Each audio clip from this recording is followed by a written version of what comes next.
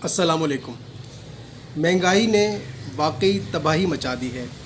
सूरह नहल आयत नंबर 112 में अल्लाह ताला उस बस्ती की मिसाल बयान फरमाता है जो पूरे अमन व इत्मीनान से थी, उसकी रोज़ी उसके पास बाफरागत हर जगह से चली आ रही थी।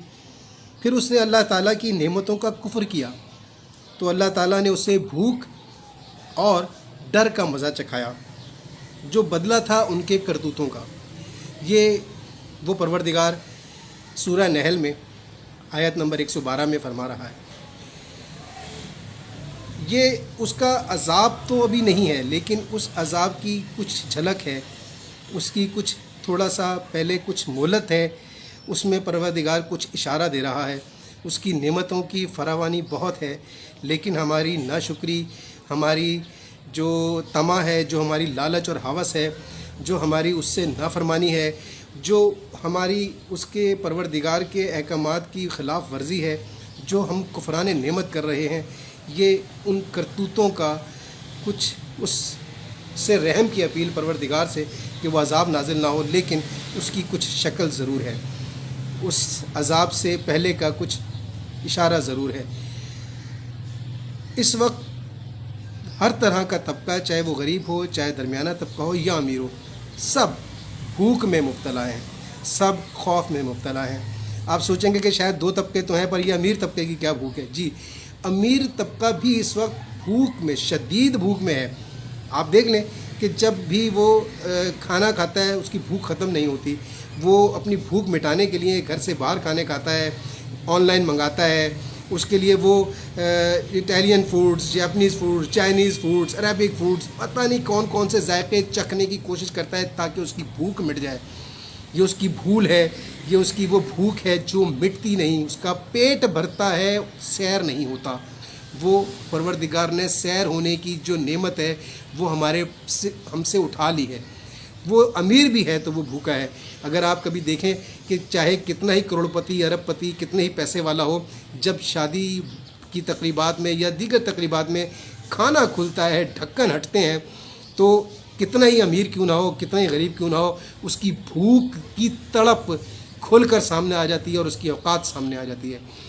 कोई तबका उस वक्त नहीं बच पाता अपनी भूख को दिखाने के बगैर।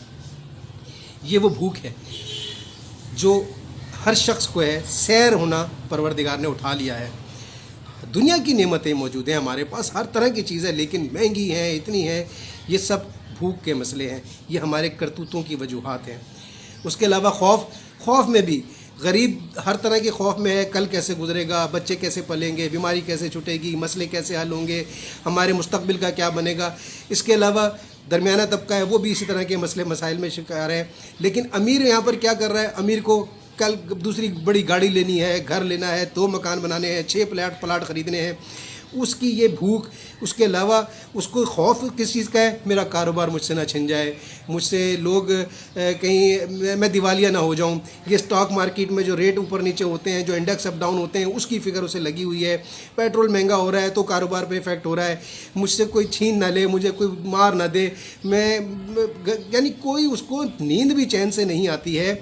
वो बहुत परेशान है। अमीर भी परेशान है, उसके कारोबार का उसको अंदाज़ा नहीं है।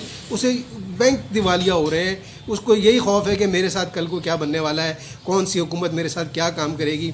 इस वक्त अमीर भी खौफ का शिकार है।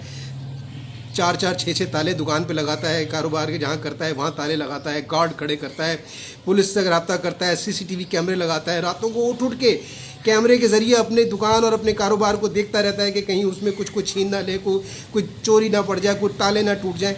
खौफ सवार है, हर किसी को खौफ सवार है, और ये सब हमारे करतूतों का नतीजा है। हमने बहुत नाशुक्री करी है, हमने बहुत नाफरमानी की है। हमें सोचना होगा उस अज़ाब से जिसका ज़िक्र सूरह नहल आयत नंबर 112 में परवरदिगार फरमा रहा है। उस अज़ाब से हमें बचने के लिए तौबा करनी होगी। इज्तमाई तौबा की ज़रूरत है, इज्तमाई तौबा। अगर कोई इज्तमाई तौर पे तौबा करने को तैयार नहीं है, अपनी बदअमालियाँ छोड़ने के लिए तैयार नहीं है, तो हमें, आपको, मुझे इनफरादी तौर पे ही उस परवरदिगार से तौबा करनी होगी।